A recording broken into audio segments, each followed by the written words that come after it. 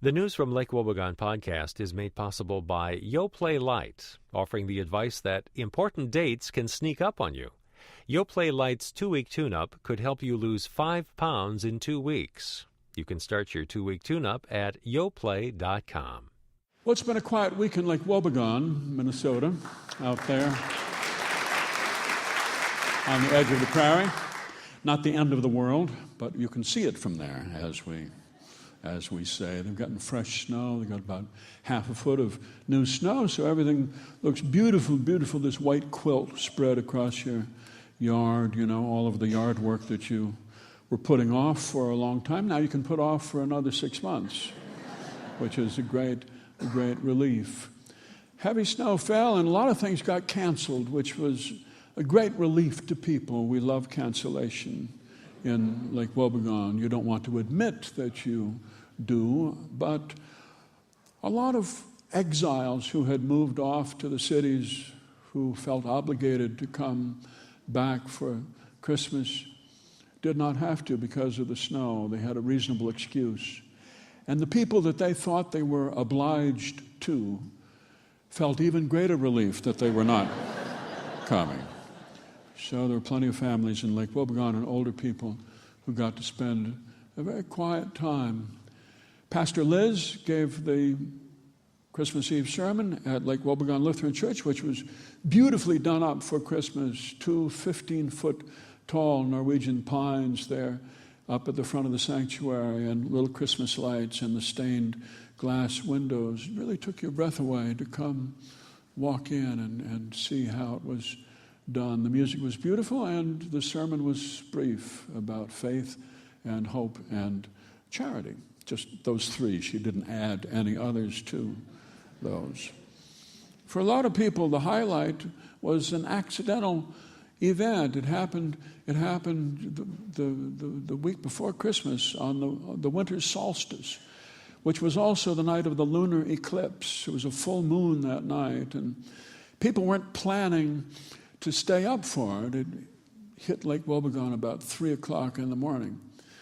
But there was a Boy Scout troop that was camped out on the lake that whole night, and they had built a bonfire on the ice,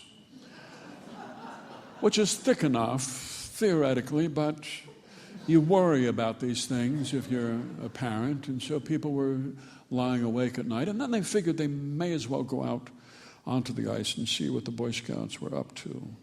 And there was a party going on out there. They were waiting for the moon to be eclipsed, and people put on their big puffy clothes. They looked like a race of amoeba walking out across the ice. You couldn't tell gender at all. Just everybody looked about the same. How they reproduce, we don't know, but somehow they managed through eggnog or something.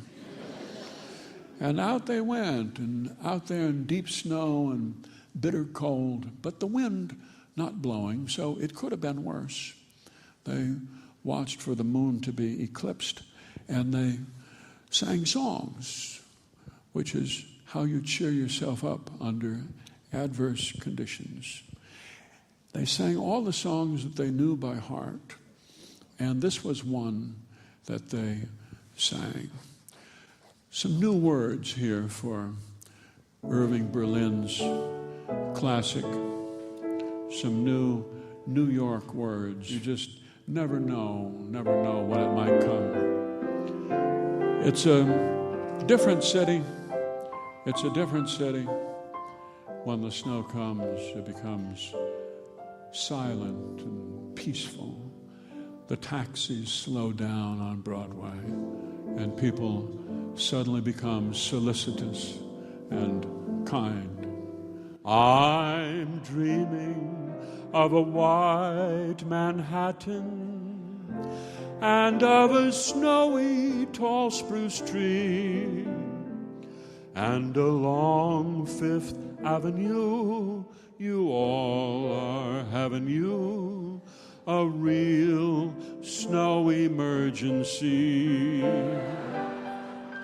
I love it when New York gets snowstorms It happens every other year, and the streets become winter seas from Tribeca over to Queens.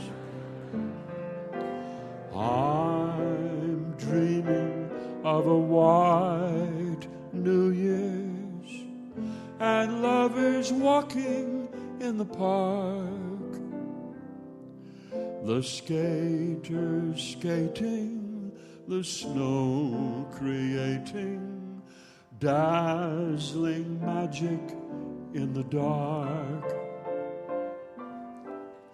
I love it when they close LaGuardia and for an evening time stand still.